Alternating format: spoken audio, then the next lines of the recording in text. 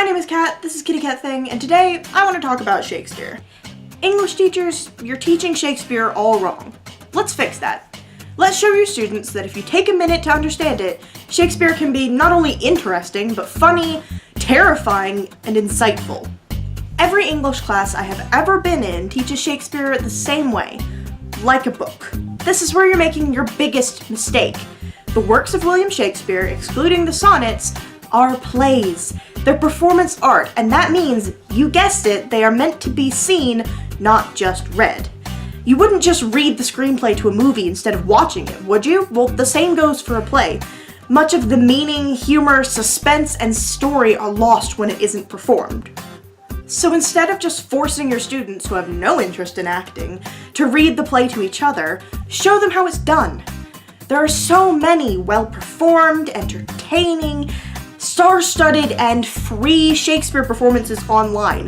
Why aren't you using them? And when you are using them, why aren't you using them right? Instead of having your students read the play first, and then, if you have time, showing them the performance, why not just have your students read Hamlet along with David Tennant's performance? Or Romeo and Juliet along with Leonardo DiCaprio's? Or if you have the money for it, see it performed live like it's supposed to be. Treat it like what it is, a script, and most importantly, a story. Okay, now we've seen them, it's time to study the works. How are we gonna do that? Focus on the iambic pentameter and the structure of the words? Nope, we're gonna go over that briefly at the end of the lesson so the students don't get bored. For now, we put the focus on what's most important, the stories and the characters. Shakespeare can be amazing when looked at in the right light. So let's look at it, shall we? Let's talk humor for a minute. Shakespeare didn't just write tragedies for the wealthy elite. He wrote comedies for the common people sitting at the bottom of the Globe Theatre. Why don't we ever talk about the witty dialogue between Benedick and Beatrice in Much Ado About Nothing, or the confusing, hilarious plotline of A Midsummer Night's Dream? Why don't we ever talk about the comedy in Hamlet, where he's talking about being played like a flute, or calls his girlfriend's dad a fishmonger in Act 2? Or what about in Macbeth with the drunken porter expounding about the effect of alcohol on, performance? Even in Romeo and Juliet, you've got Mercutio's speech about Queen Mab where he's teasing Romeo, and you've got the screw you prologue in the beginning. Get crude, get rude, get insulting, and let Shakespeare be funny. Humor's not your thing? Then let's talk about horror. Shakespeare can be absolutely nightmare-inducing. If you're not allowed to show it, then at least talk about productions of Macbeth with bloody murders of Duncan and Banquo, or disturbing ghostly banquets, or severed heads, or cackling mad witches who talk about severed dead men's thumbs to go in potions. Talk about Hamlet's ghostly father screaming about betrayal and murder from the ramparts at his terrified son and shaking guards. There's nothing that grabs teens' attention better than a little bit of gore, so give it to them. Then, once everyone's laughing or shaking in fear, we can talk about the big questions under all of the bedroom humor and R-rated murder scenes. What's Hamlet's real motivation? And when does feigned madness become reality? What are the effects of guilt and greed on Lord and Lady Macbeth? And when does it become too much for the mind to handle?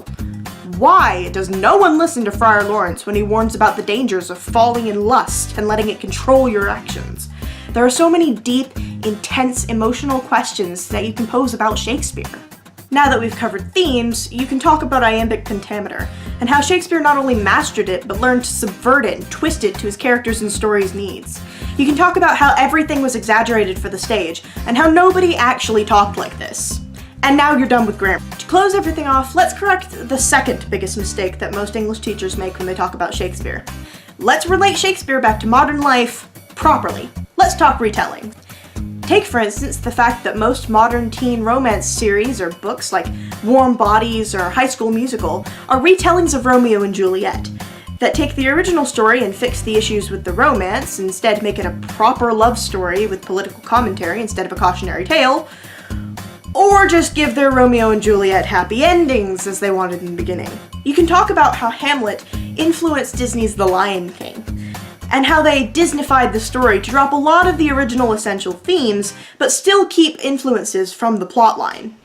Draw parallels to modern stories, and stories about Shakespeare himself, like the one in Doctor Who where it's evil witches in the globe, There are so many Shakespeare stories in modern day, there's no way I can fit it all into one short video. The bottom line is, whether you're looking to learn about the world, or laugh, or have the pants scared off of you, Shakespeare has something for nearly everyone to enjoy. And after all that, if your students still don't like the Bard, that's fine. No one can force anyone else to like something that they don't like. And you don't need to like something like that to be a real theater fan or a real theater or literature nerd. Everyone's got different interests, and that's fine. There's no rule book about how to be right or wrong with intelligence and interests. But if you are going to teach Shakespeare, you might as well do it right. And that's all I've got for you today. Let me know in the comments below other things you think that schools are teaching wrong. Or if you want to know more about some points from this video and a little more in depth in a video of their own. I'll see you in the next one. Bye!